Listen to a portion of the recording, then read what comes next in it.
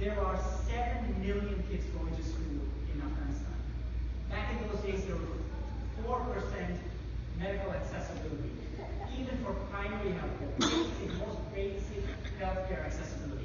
Today, there are 85% of the population that have healthcare accessibility. So some of it is going in the right direction. But back to the conversation. I realized right away, here's a kid who was born anywhere else, would have easily been an intentional, positive leader in his community, and yet in his life, since he was born into the setting that he was born into, he was a natural born leader into the Taliban network. And as I began to talk more with him, he was getting more and more hopeful. You can just see the way his demeanor was changing. And finally, we wrapped up the conversation 2 to 3 hours later. And he said, ended the whole time together by saying, I want to just thank you for being so genuinely open to answer all my questions. I appreciate it so much. And all I could think of was, in spite of being a Christian or a Christ follower all my life, and even being in missions and having done a lot of short-term and long-term, even medical missions, I don't think that the gospel, this greatest story ever told, the good news, has ever been this simply put right in front of my face.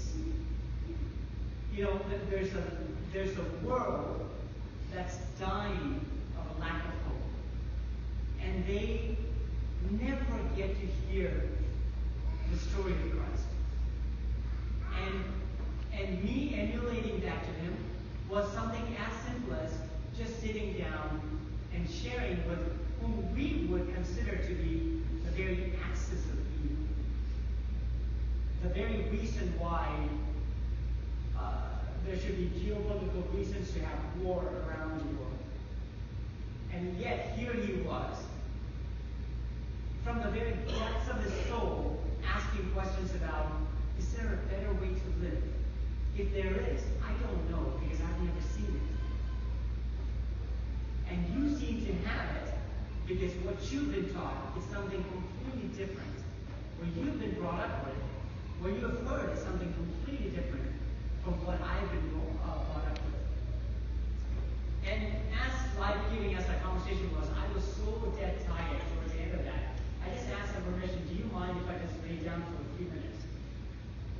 And as I am putting my head down, I hear these words being mentioned. Through the translator, through my medical colleague who was translating all this to me, they're saying, why are we killing this man? He is a man of peace. He is a better Muslim than we are. The word Muslim means someone who is submitted to the will of Allah, to God, their understanding of God. And I felt like I had to give a prayer to God at that moment, very moment, saying, even if I were to die in this next moment, I know that God is at work. Simply because of a step of obedience, of wanting to just interact with these guys, putting aside all of our differences, coming to this basic truth that, wow, I have so much more in common with this young man who talked about his 9-month-old son. At 19 years old, he was already a father, a husband, a son, who talked about his father, and talking about just the hopes and desires that he has in life. Not so different from Michael. And those sort of walls that we put up in whatever definitions, including our religious definitions, start crumbling down when you do these basic human heart-to-heart interactions. Luckily, we all went to sleep quite early that night, around 6:30 or so, and we woke up around 6 the next morning. There are times, even to this day, I think that I probably got more sleep with the Taliban than I tend to do at home, especially with 4 kids around. It's interesting how God has a very unique sense of humor. When I woke up, it was a very interesting moment. I really felt, I don't know how to describe it, but just a sense of God's nearness and God's presence, and His first thought that went through my mind is that today's the day I'm going to be killed. And I envisioned how I was going to be killed, the shot that would go right through my head. And they're going to ask me about my faith, and that would be the reason why I would be killed. And all I could think of was, first of all, there was a light blanket that was given to each of us at night when we were sleeping, and I kept on tugging at the blanket, not knowing why I was doing that. I felt like there were like more than quite a number of blankets over me, because I felt such warmth, much more than that light blanket can provide in a very cold, December climate in Kabul or the outskirts of Kabul.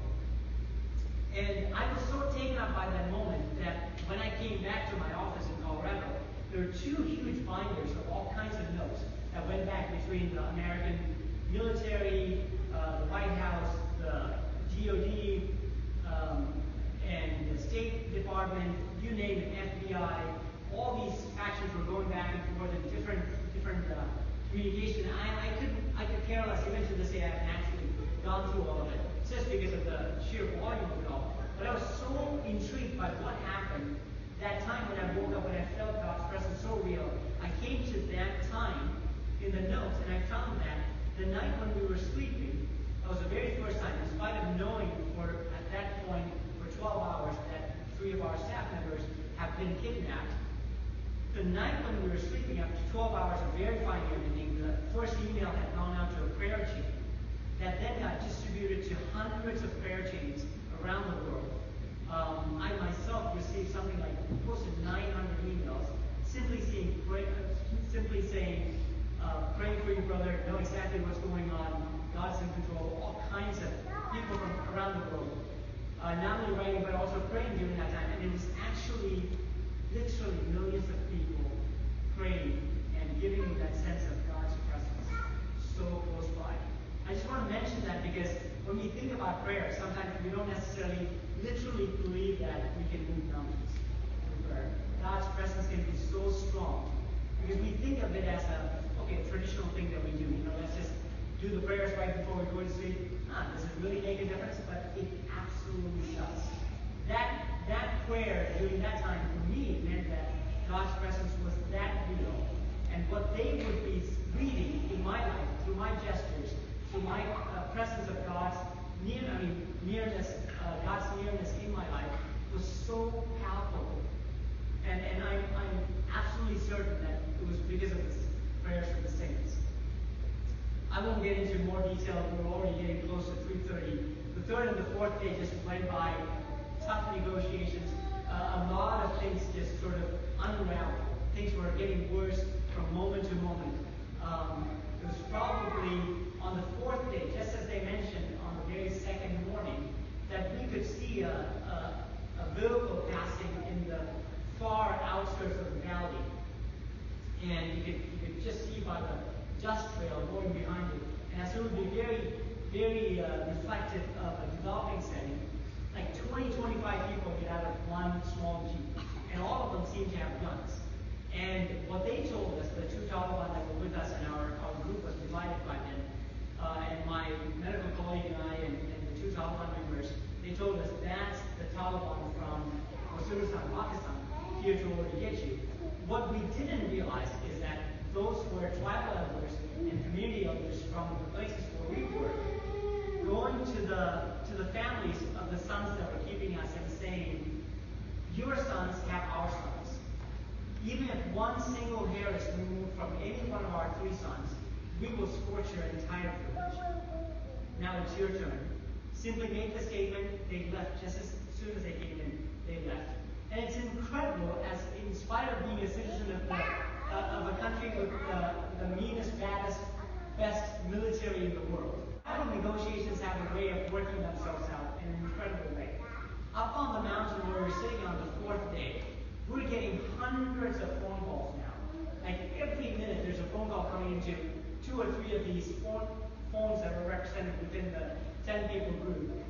And they're all saying, hey, you've been found out. Let it go, somehow come to a resolution, figure this out really quickly, and so we don't have to live in shame, and we don't have to have a pact or a war between that tribe and our tribe now for the rest of our lives.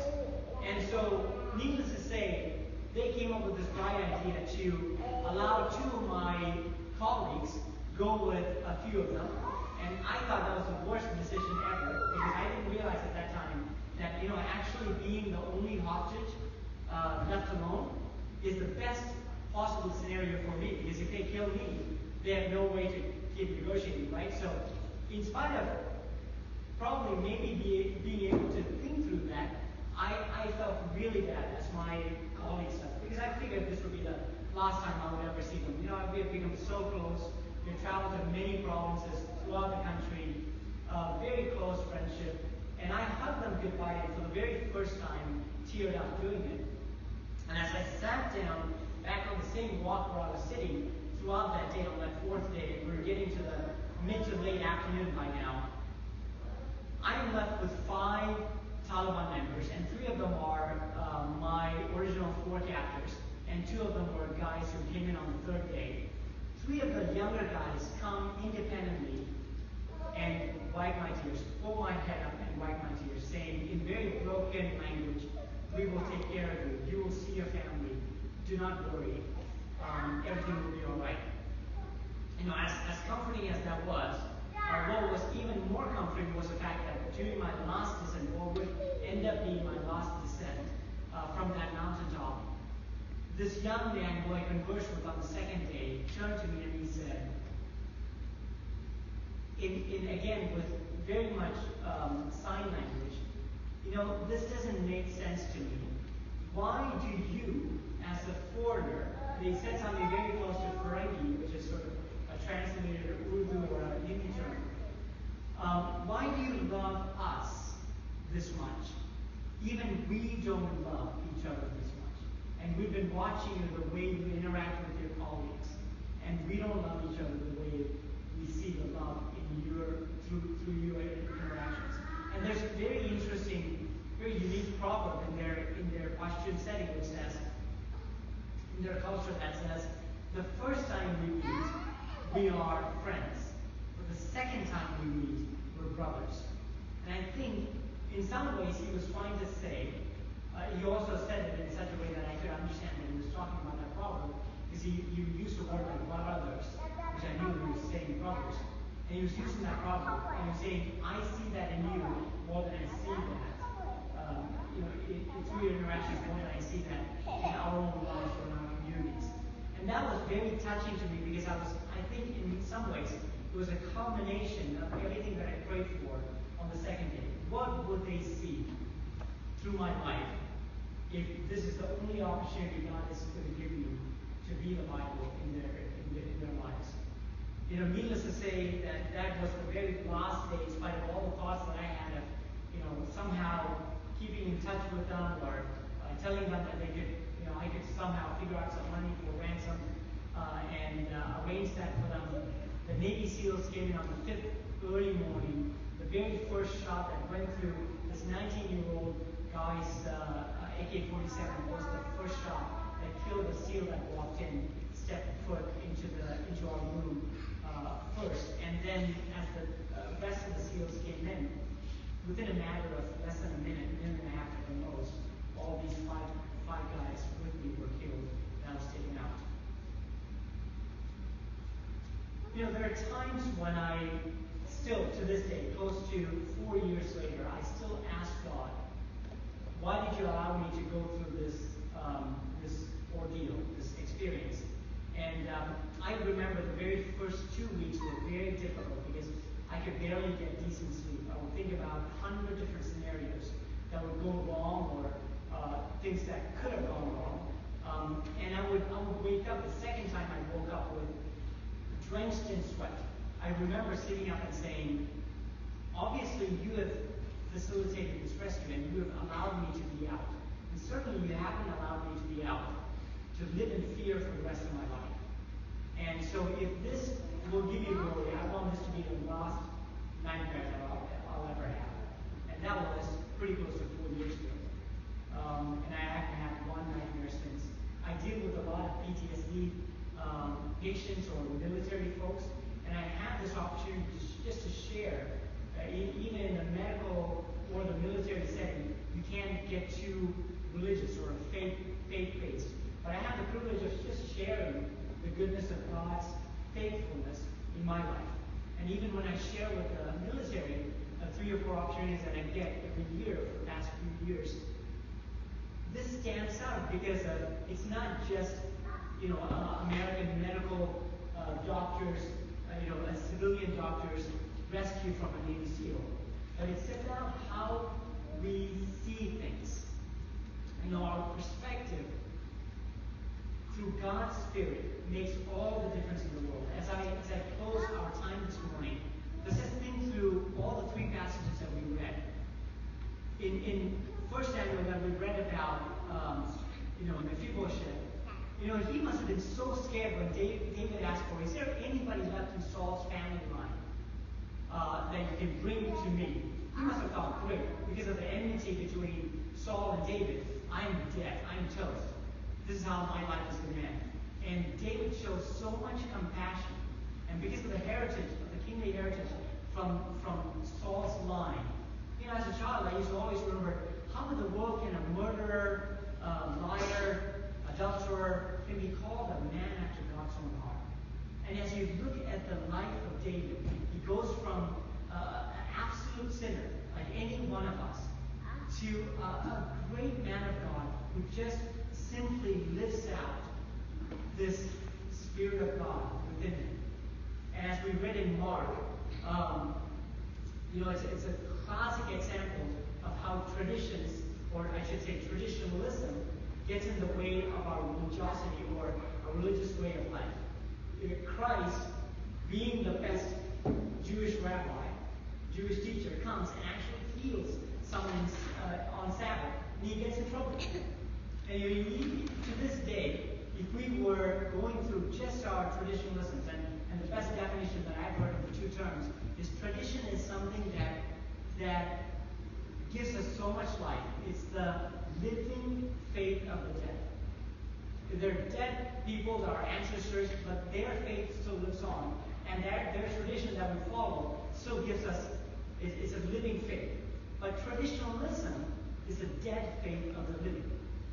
We're alive, but we're doing the same things over and over and over again. We don't even think twice about why we do things. And if we don't really have the heart, as we ended in Acts chapter 9, 32 through 35, you see that living life of the power of the gospel coming out. Just as Jesus healed in the portion in Mark, Peter heals in the house of Aeneas. And that healing and the display of the power of God's Spirit shows people, wow, this is actually living faith.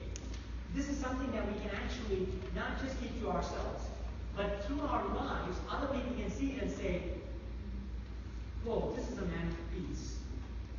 He is a better man than we are, better woman, better child of God than we are. Whatever this man has, whatever this child has, whatever this woman has, I want some of that. And ladies and gentlemen, that is the world that we're living in. In our own neighborhoods, there are refugees that are coming because they're leaving hopeless situations. Today, in today's world, 1 out of 120 people that we see is actually a displaced person. In the city that I live in, there are close to 2,000 Afghans living in Colorado Springs. And through my organization, we have a privilege of working with close to about 50 of those families. I just mentioned that because we live in, it seems as though hopelessness is getting worse.